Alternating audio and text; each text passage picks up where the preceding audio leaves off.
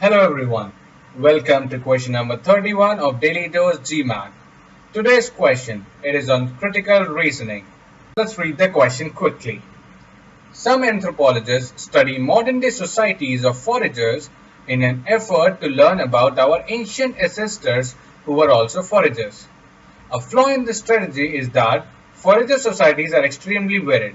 Indeed, any forager society with which anthropologists are familiar has had considerable contact with modern non-forager societies. Alright, before moving ahead to question 10, let's go and analyze the question stimulus, the argument. Now, there are some anthropologists which are studying the modern day forager society of foragers in order to get some knowledge about the ancient society of foragers. Now, this may be a background data or maybe a conclusion as it is a fact. Let's go ahead. Now, he says a flaw in this strategy. That means this strategy is flawed. Which strategy? Studying modern day societies to know about the ancient ancestors. So this is the conclusion, of course. He wants me to believe this, that the strategy is flawed.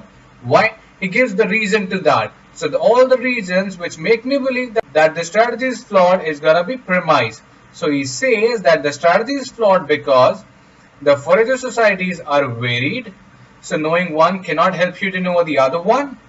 And he says any forager society with much anthropologists are familiar has had considerable contact with modern non-forager society.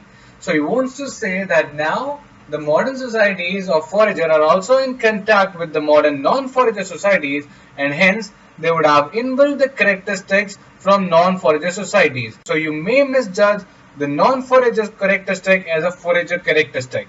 So the two reasons he gave me, that they are extremely varied and they are in contact with non-forager societies. So I will not be able to know about the ancient ancestors by studying the modern day societies.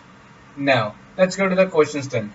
Which of the following, if true, most weaken the criticism made above of the anthropologist strategy? And that means I need to weaken the conclusion over here. That means you have to find out some reason after which the strategy is not flawed. Even though this might be correct that the forager societies are extremely varied and they are in contact with modern non-forager societies, still you will be able to know a lot about the ancient ancestors. Let's go through the options and weaken the conclusion that this strategy is flawed and prove that the strategy is absolutely working. Option A. All forager societies throughout history have had a number of important features in common. Alright, that means if they are extremely varied also, then also the point is screwed up, because there are some features which are actually common in all kinds of societies. So I'll be able to know those. And they are absent from other types of societies. Perfect. That means there are some characteristics common to all foragers and are not there in the non-forager societies. So even if my forager societies are in contact with non-forager societies, does not matter, because there are some characteristics which are their own and they're common in all. So I'll able to know about those strategies. So the strategy will be useful studying the modern day to know about the ancestors, because there are some characteristics which are common in all kinds of foragers and are absent in non-foragers. You will be able to know them. B. Most ancient forager societies either dissolved or made a transition to another way of life. So basically this strengthens the conclusion that the strategy is totally flawed. Of course not the answer. You can cut it down. All anthropologists study one kind or another of a modern day society. Does not help me to know whether I'll be able to know about them or not be able to know about the forager societies. Gone. Many anthropologists who study modern day forager societies do not draw inferences about ancient societies on the basis of their studies. So what? Rather, I am over here interested in knowing the ancient foragers after studying the modern day foragers. So I am worried about whether this will be helpful or not. This helps me in nothing. D is gone. E. Even those modern day forager societies that have not had significant contact with modern societies are importantly different from ancient forager societies.